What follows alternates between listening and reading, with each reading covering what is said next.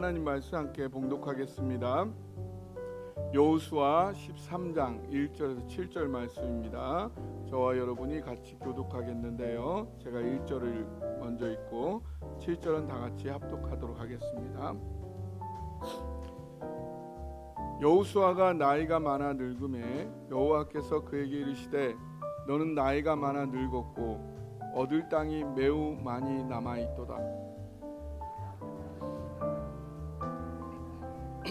과 그 술 족속의 모든 지역 곧 애굽 앞 시올 시내에서부터 가나안 사람에게 속한 북쪽 에그론 경계까지와 블레셋 사람의 5 통치자들의 땅 곧 가사 족속, 아스돗 족속과 아스글론 족속과 가드 족속과 에그론 족속과 또 남쪽 아위 족속의 땅과 또 가나안 족속의 모든 땅과 시돈 사람에게 속한 무아라와 아모리 족속의 경계 아베까지와 또 그발 족속의 땅과 해 뜨는 곳에 온 레바논 곧 헤르몬산 아래 바알갓에서부터 하맛에 들어가는 곳까지와 또 레바논에서부터 미스로봇 마임까지 산지의 모든 주민 곧 모든 시돈 사람의 땅이라.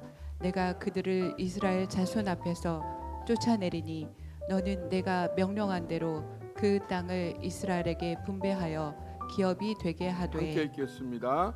너는 이 땅을 아홉 지파와 브네세 반 지파에게 나누어 기업이 되게 하라 하셨더라. 아멘. 아멘. 자리에 앉으시고요. 잠깐 기도하겠습니다. 할렐루야. 사랑과 은혜가 풍성하신 하나님 아버지, 특별히 주님이 고르고 고른 귀한 교회, 또 고르고 고른 귀한 성도님들 섬기며 목회할 수 있는 큰 축복 주셔서 너무 감사하고 행복합니다. 하나님, 그럼에도 불구하고 목회에 너무나 부족하고 연약함을 고백하지 아니할 수 없습니다. 오늘도 하나님께서 예비하시고 준비하신 귀한 하늘의 메시지가 한 분 한 분에게 온전히 들려주는 성령의 말씀 되기 원할 때, 아버지, 여기 서 있는 막대기 같은 부족한 자 인간의 모습 가리워 주시고 오직 주님께서 주장하여 말씀하여 주옵소서. 주님을 온전히 의지하며 우리 주님 예수 그리스도의 이름으로 기도하옵나이다. 아멘. 가나안 정복을 시작한 후에도 몇 년이 지났는데 여호수아의 나이가 이제 적지 않이 많아졌습니다. 아마도 85세에서 90세 정도로 추정이 되어집니다. 이때에 하나님께서 그에게 말씀하십니다. 1절 같이 한번 읽어볼까요? 시작. 여호수아가 나이가 많아 늙음에 여호와께서 그에게 이르시되 너는 나이가 많아 늙었고 얻을 땅이 매우 많이 남아 있도다. 네, 여러분 가운데 하나님이 어떤 비전을 주셨어요. 근데 내가 늙었어. 그리고 이제 죽게 된다면 하나님의 비전은 어떻게 되죠? 어떻게 돼요? 난 죽으니까 상관없어? 그러신 거예요? 어떻게 돼야 되겠어요? 예, 나와 상관없이 내가 부족함에도 불구하고 하나님의 비전은 어떻게 될까요? 계속 가는 것입니다. 할렐루야. 걱정하지 마십시오. 하나님의 일은 하나님이 책임지시고 마치십니다.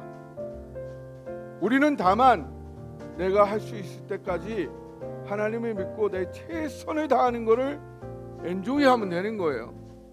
그걸 누리면 되는 것입니다.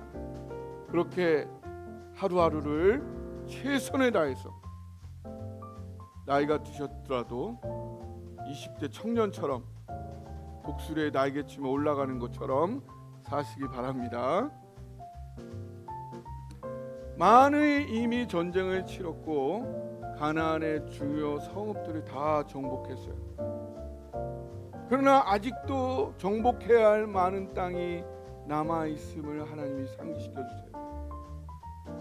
이것은 단순히 지리적으로 이 땅들이 필요해서 정복해야 한다라는 이런 현실의 문제를 이야기하고 있는 게 아닙니다. 더 중요한 것은 이스라엘을 향한 하나님의 약속이 아직 다 이루어지지 않았음을 말하는 것입니다. 이것은 어쩌면 지금 현재 우리 어르신들과 비슷한 상황일 수도 있습니다. 우리의 연로함 앞에 내가 평생을 함께 왔던 우리 교회는 어떻게 될 것인가? 이런 어려움들이 이 여호수아에게 닥쳐오고 있습니다. 어떤 남자분이 책에서 이런 내용을 읽게 됩니다. 100m 밖에서 불렀는데 그 사람이 대답이 없으면 조금 이제 늙은 것이다. 50m 밖에서 불렀는데도 대답을 못하면 이제 많이 늙은 것. 10m 밖에서 불렀는데도 대답을 못하면 이건 아주 심각한 상태다. 그래서 이분은 자신의 아내가 얼마나 늙었는지 걱정이 되면서 이 방법을 써보기로 하였습니다. 그래서 퇴근하면서 100m쯤 집에 도착 거리에서 여보 오늘 저녁 메뉴가 뭐야? 라고 소리를 질렀습니다. 대답이 없었습니다. 우리 마누라가 이제 좀 늙었나 보네. 또 50m쯤 거리가 좁혀졌을 때 다시 한번 불러보았습니다. 이제는 알아듣겠지. 여보 오늘 저녁 메뉴가 뭐야? 역시 대답이 없었습니다. 우리 마누라가 이렇게 늙었나? 걱정이네. 다시 10m쯤 좁혀졌을 때 다시 말합니다. 여보 오늘 저녁 메뉴가 뭐야? 대답이 또 없었어요. 마누라가 이제 심각해. 탄식을 하며 집에 들어서는데 주방에서 음식을 열심히 만들고 있는 부인의 뒷모습이 너무 애처롭게 보였습니다. 그래서 측은한 마음으로 아내의 어깨를 살포시 감싸 안으며 나직히 물어봤습니다. 여보 오늘 저녁 메뉴가 뭐야? 그자 그때 아내가 돌아서면서 쏘아붙이는 거였습니다. 여보 대체 내가 수제비라고 몇 번을 말해야 또 묻지 않으실 거예요? 지금 못 들은 건 누구예요? 남편이 더 심각한 상태에 빠져 있는 것입니다. 우리 배우자님 건강 걱정하기 전에 자신의 건강부터 잘 챙기셔야 합니다. 내가 건강해야 비로소 배우자 건강도 챙겨줄 수 있습니다. 지난 수요일 도하수 권사님과 이순웅 집사님 면회 갔습니다. 다행히 평생을 믿음 생활을 해오셔서 구원의 확신과 하나님 믿음에는 전혀 흔들림이 없음을 확인할 수 있었습니다. 온 교회 성도가 함께 집사님을 위해 기도하고 있다. 힘내시라 하였습니다. 돌아오면서 다시 한번 더 늦기 전에 반드시 챙겨야 할 건강의 중요성을 되새기는 그런 시간이었습니다. 사이먼 리처드라는 노인 심리학의 대가가 노년에 5가지 유형이 있다라고 이야기했습니다. 노년을 보내는 사람들의 5가지 유형이 있다는 거예요. 2가지는 적응에 실패한 유형입니다. 3가지는 적응에 성공한 성공적 유형이다라고 얘기를 하는데, 먼저 실패 유형 첫 번째는 분노형이에요. 분노형은 자신의 삶에 만족이 안 돼. 근데 그 책임이 어디 있다? 내 주변 사람들에게 있다. 내가 너를 잘못 만나가지고 이렇게 돼버렸어. 그러니까 가족 탓, 사회 탓, 환경을 탓하면서 끊임없는 불평과 비난과 분노를 쏟아내는 이런 유형입니다. 이 유형은 심리적으로 매우 불안정하고 사회적 고립이 초래될 가능성이 높습니다. 끊임없는 분노와 불만족은 정신건강 문제를 이어져서 심한 경우 노인 우울증이나 대인관계 단절로 이게 전개되기도 하는 심각한 유형입니다. 또 실패 유형이 또 하나 있는데 이건 자학형입니다. 자학형은 모든 문제가 내가 삶에 불만이 있는데 모든 문제의 원인이 어디 있다? 나에게 있다. 내가 왜 그때 그랬을까? 그 하나님의 말씀을 묵상해야 되는데 자기가 잘못한 거를 하루 종일 묵상해요. 내가 그때 이렇게 실수를 했지, 실패를 했지. 그걸 반복적으로 곱씹으면서 내가 부족해서 그렇다는 자책 속에 살아가는 것입니다. 이들은 삶에 대한 흥미를 잃고 고립과 우울에 빠지기 쉽습니다.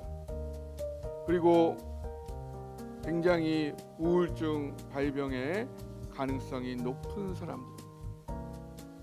이런 실패 유형에서 우리 어르신들은 성공 유형으로 전환하시기를 예수님의 이름으로 축복합니다.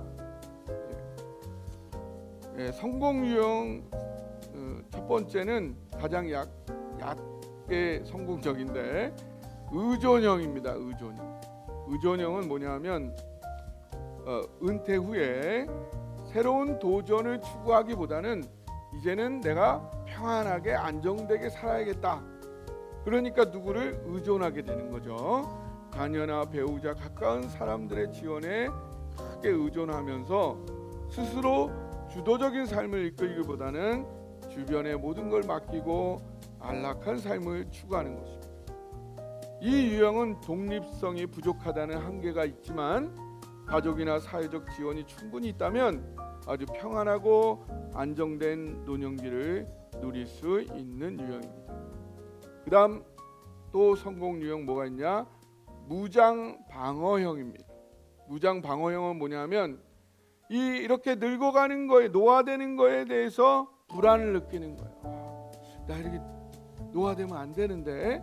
그래서 이를 극복하기 위해서 굉장히 그거를 부인하는, 그거를 막아서는 엄청난 노력을 하는 것입니다. 젊음을 유지하게 끊임없이 활동하고 일이나 사회적 역할에도 강하게 집착합니다.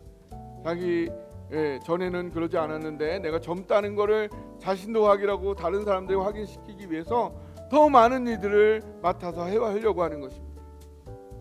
이 사람은 겉으로는 활기차고 열정적으로 보이지만 내면에는 이 노화에 대한, 나이듦에 대한 두려움이 거기에 자리 잡고 있습니다.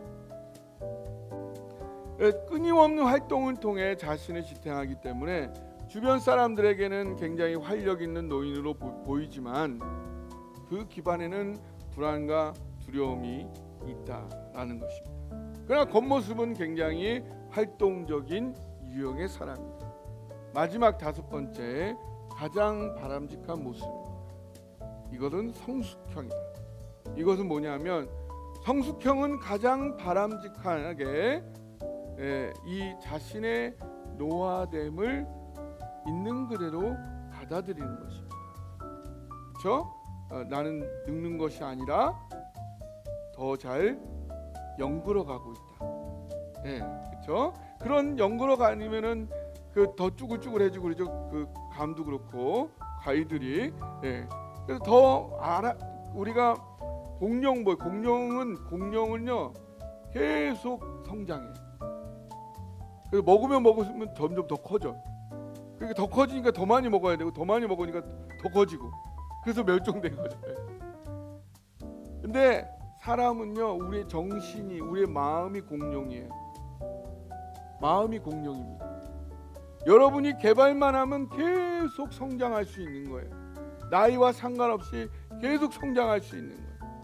그래서 이 사람들은 육체의 노화를 받아들이지만 여전히 끊임없이 정신적인 노력들을 계속 하는 거예요.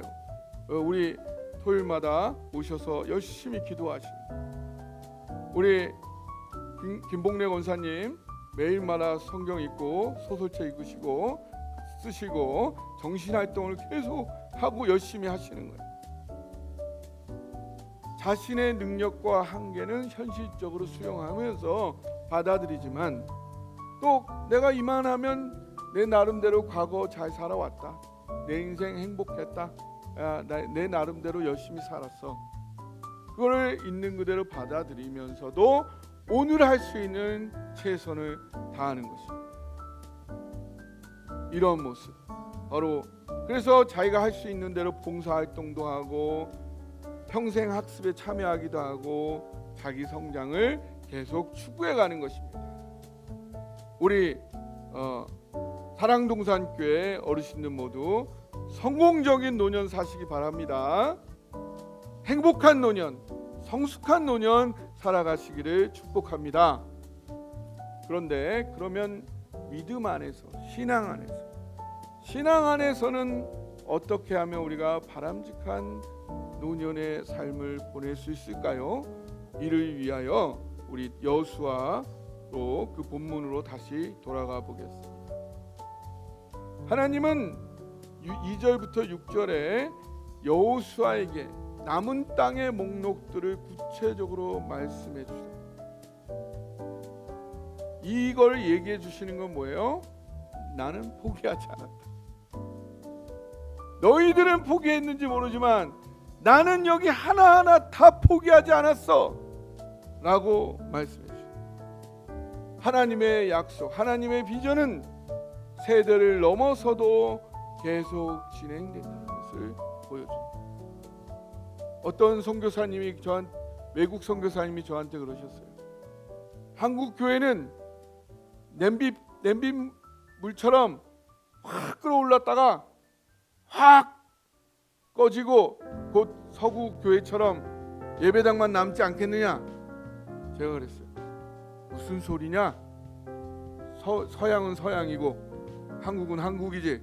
우리의 심성 자체가 다른데 우리에겐 우리 나름의 길이 있을 것이다.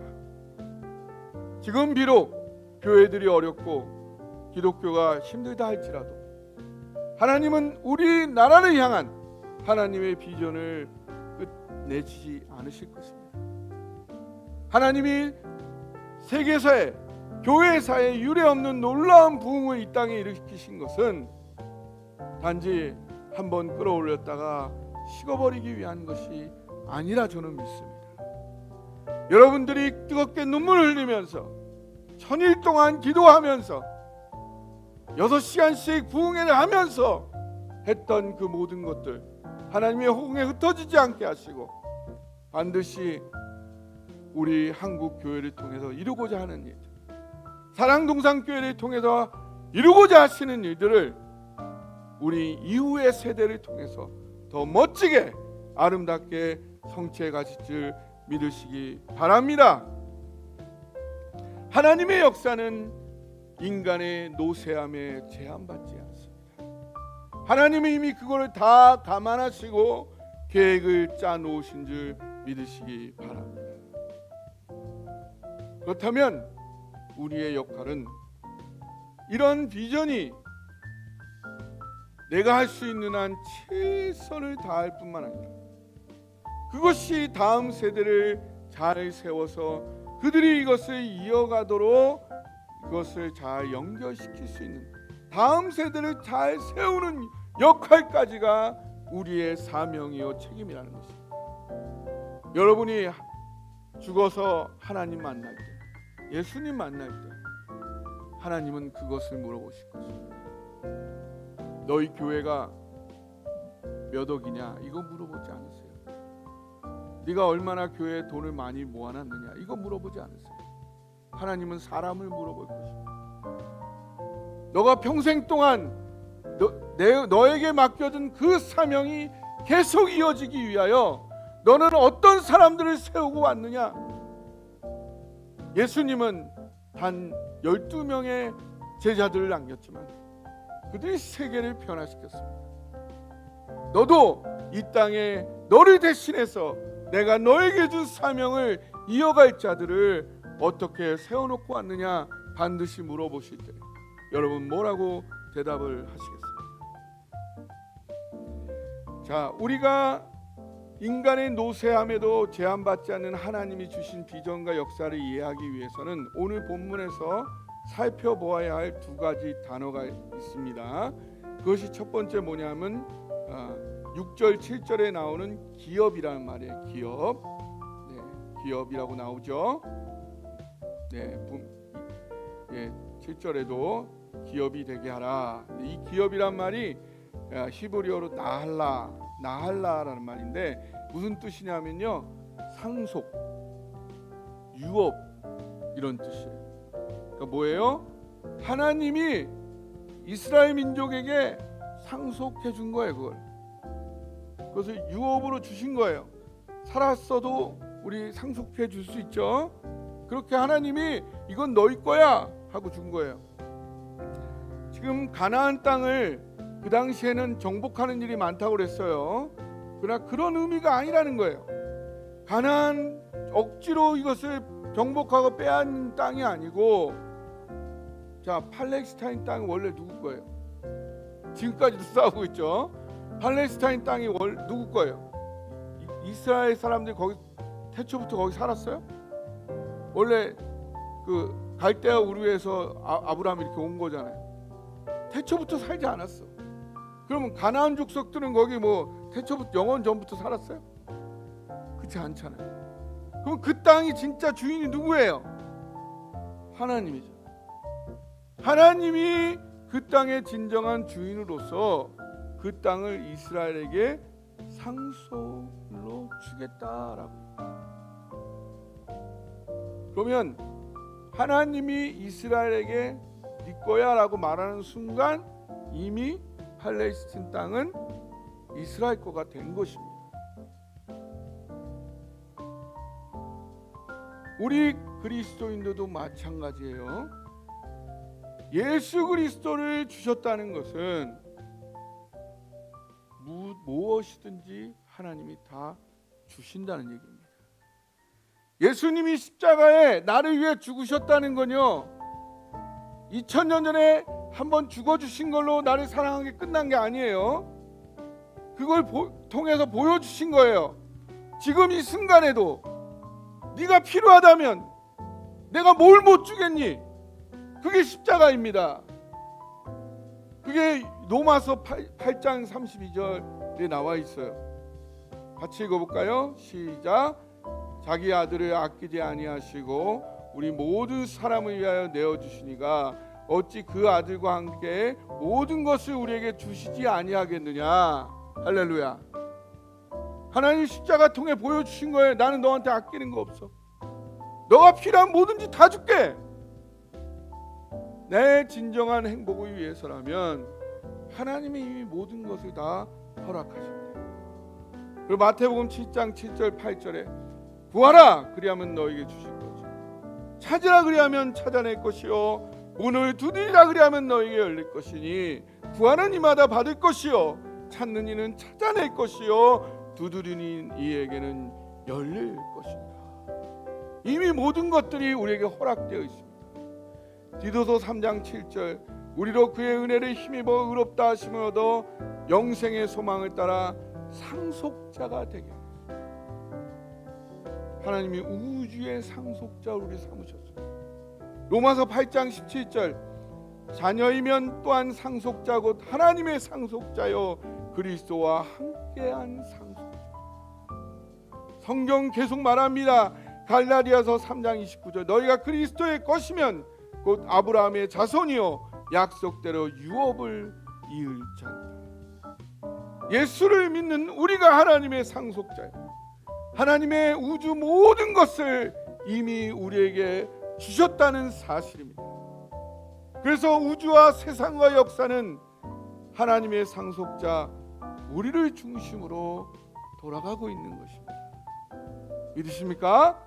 예, 하나님이 사랑동산교회를 중심으로 이 고양시의 부동산을 움직이셨잖아요. 미국 금리를 우리도 중심으로 돌리셨잖아요. 할렐루야. 예. 그 다음 두 번째 단어는 1절 6절에 나와요. 1절에는 얻을 것이다 라는 거예요. 6절엔 쫓아내리니라고 했대. 이게 야라시라는 말, 야라시, 소유하다, 포제스 하다는 건데, 이것은 단순히 하나님이 주셨으니까 내가 그거를 이렇게 입 벌리고 이렇게 받는다는 의미가 아니고요. 하나님 말씀하셨잖아요. 이거 팔레스타인 땅 네 거야. 그러면 이미 내 거예요. 그럼 어떻게 해야 돼? 구하는 것뿐만 아니라 찾아러 다니고, 또 찾았으면 두드리고, 능동적으로 적극적으로 나아가서 믿음으로서 차지하고 누리는 그 행위가 바로 이 야라시인 것입니다. 그래서 마태복음 11장 12절에 침례 요한의 때부터 지금까지 천국은 침노를 당하노니 침노하는 자는 빼앗느니라. 할렐루야. 천국이 이미 여기 도래했습니다. 여러분이 천국을 누릴 수 있는 하나님의 왕으로서 나의 삶을 아름답게 하는 일들이 이미 다 조건이 완성이 됐어요. 그럼 어떻게 그거를 내가 경험할 수 있느냐? 그걸 믿고 주세요. 나 경험하고 싶어요. 나 행복하고 싶어요. 나 즐겁고 싶어요. 가면 뺀다 이것입니다. 이미 우리에게 주어진 것을 취하라. 야라시. 이 땅을 분배하는 것은 단순한 그림 그리고 나누는 이런 게 아니에요. 바로 하나님의 약속, 라할라. 기업을 믿음으로 야라시 그를 차지해가는 그런 과정을 말하고 있는 거죠. 우리에게도 이런 과정이 주어져 있습니다. 6절을 한번 볼까요? 6절 같이 한번 읽어보겠습니다. 6절은 시작. 또 레바논에서부터 미스롯 나임까지 상지의 모든 주민 곧 모든 시돈 사람의 땅이라. 내가 그들을 이스라엘 자손 앞에서 쫓아내리니 너는 내가 명령한 대로 그 땅을 이스라엘에게 분배하여 기업이 되게 하되. 여기 보면 쫓아낸다는 말이 야라시예요. 무슨 의미냐면 너희로 소유하게 해주겠다. 자, 이 땅을 얻게 하는 분은, 이 땅을 얻게 하는 그 사람은 이스라엘 사람이에요, 하나님이에요? 하나님. 이 전쟁의 주체는 하나님이에요. 그러면 야라시, 이스라엘이 하는 야라시는 뭐냐? 이스라엘 역할은 뭐냐? 오늘날 교회 성도들의 할 일은 무엇인가? 말씀에 순종하는 것입니다. 말씀에 순종하여 내가 할 수 있는 최선의 노력을 하는 것이에요. 그런데 놀라운 사실은요, 내 최선이 1%, 때로는 0.0001%예요. 거기다가 하나님의 99%가 더해지는 거예요. 하나님의 99.999%가 더해지는다는 사실입니다. 우리 가장 낮게 1%라고만 생각해 봅시다. 내가 100만 원을 드리면 하나님 그 100만 원을 1억 원 가치로 사용하신다는 거예요. 내가 1억 원을 드리면 100억 원 가치로 하나님이 사용하신다는 거예요. 그럼 누가 한 거예요? 하나님이 한 거예요? 하나님이 하셨죠. 하나님의 주권적인 놀라운 역사로 이 일을 이루신 거예요. 하지만 하나님은 그것이 나의 싸움이기도 합니다. 나는 그냥 구경꾼으로 거기서 그 승리에서 주변인이 되는 게 아니에요. 나도 최선을 다했기 때문에, 비록 그것이 0.00001%주면 나도 최선을 다했어.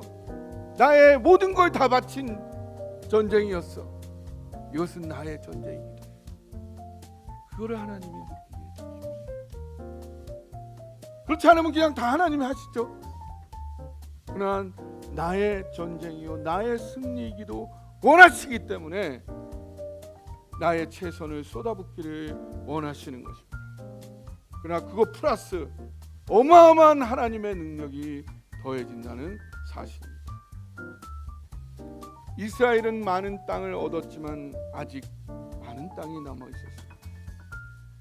오늘 우리도 이미 구원받았지만 여전히 믿음으로 차지해야 할, 정복해야 할 영역이 남아있죠. 어떤 땅이 남겨져 있을까요? 우리 개인의 삶 속에서도 많은 영역들이 남겨져 있습니다. 아직 하나님께 온전히 드리지 못한 나의 영역, 나의 옳지 못한 습관들, 나의 보기 싫은 습관들, 성품들, 관계에서 잃어버려진 사람들, 내가 제대로 관리하지 못하는 재정들, 미래에 대한 불안과 걱정, 염려, 과거에 대한 지나친 후회. 저는요 하나님 말씀을 깊이 있게 묵상하면서 어떤 걸 발견하게 되냐면, 그동안 이유도 없는 고독에 내가 거기에 이렇게 잠겨 있습니다. 굳이 그걸 느낄 필요가 없는데 굉장한 불안이 어떤 행사나 이런 게 있으면 그것이 나를 덮쳐와요. 근데 나는 그거를 너무 익숙하게 경험하다 보니까 그것이 당연한 줄 알았어. 원래 인생은 이런 건가 봐 하면서 그 불안과 슬픔과 그런 마음의 아픔들을 나도 모르게 그런 것들이 나를 차지하는 경우가 많다. 근데 말씀을 깊이 묵상하면서 하나님의 사랑을 느껴가다 보니까 내가 왜 이걸 느껴? 내가 왜 이걸 걱정해? 내가 왜 이걸 외롭게 느껴? 하나님이 해주실 거야 하면서 거기로부터 점점 자유해지는 거예요. 할렐루야. 여러분의 마음 가운데도, 여러분의 정서 가운데도 아직 남아있는 땅이 있다는 것입니다.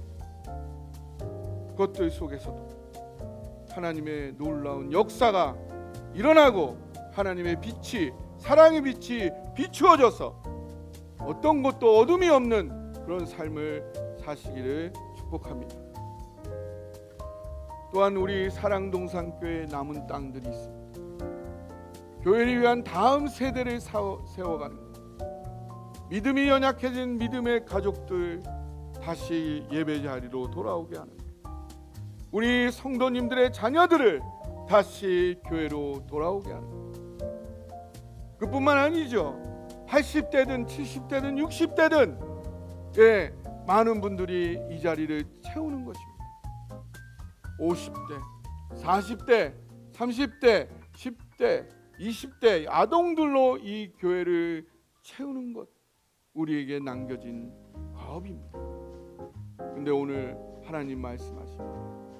야라시아, 믿음으로 차지하라. 할렐루야. 아무리 작게 느껴질지라도 믿음으로 최선을 다하라. 너는 그냥 최선을 다해. 나 믿고 내 말에 순종하여 너가 할 수 있는 만큼만 최선을 다해. 그러면 누가 일한다? 내가 일한다. 하나님이 이루신다 말씀하십니다. 또한 우리에게 세상 속에서 남은 땅들이 있어요. 여러분의 직장 속에 여러분 하나님의 이름이 높아지고 있습니까? 우리나라 직장에서는 교회 다니는 거를 10년 동안 숨기다가 어느 날 갑자기 알고 서로 깜짝 놀라요.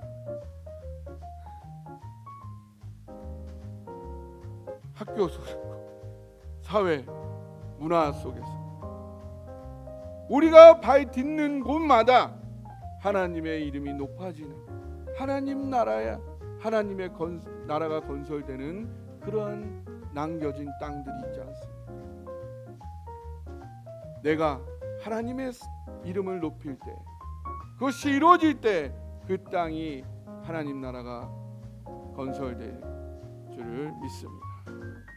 그를 위해서 믿음으로, 사랑으로, 섬김으로 그것을 차지하라, 소유하라, 다스리라 말씀하십니다. 여러분, 오늘 여호수아는 나이가 들어 늙었지만, 노화되었지만 하나님의 약속은 노화되지 않았습니다. 여러분이 평생 붙잡아왔던 그 신앙, 우리 교회를 향한 하나님의 비전, 결코 노화되지 않았습니다. 비록 우리가 늙어가더라도 사랑동산교회를 통해 일하신 하나님은 오늘도 생생히 살아 역사하고 계십니다. 여러분 한번 뒤돌아보십시오. 여기까지, 이 자리까지, 여기가 우리가 온 것이 어떤 사람의 지혜로 여기 왔습니까? 어떤 사람의 물질로 여기까지 왔습니까? 어떤 사람의 능력으로 여기에 왔습니까? 물론 우리 모두 최선을 다했습니다. 하나님의 아심. 그러나 그것만으로 여기 왔겠습니다. 오직 하나님의 능력과 지혜가 있었기에 우리가 여기 왔음을 여러분 동의하십니까? 그럼 우리가 한 일은 뭡니까? 믿음으로, 믿음을 가지고 그 하나님께 순종하여 내가 있어야 될 그 자리에 앉아 있습니다. 그것이 우리의 최선이었고, 그때 하나님은 우리를 통해 놀라운 일을 이루신 것입니다. 사랑동산교회를, 이렇게 하나님이 역사해온 사랑동산교회를 경홀히 여기고 얕잡아 보는 것은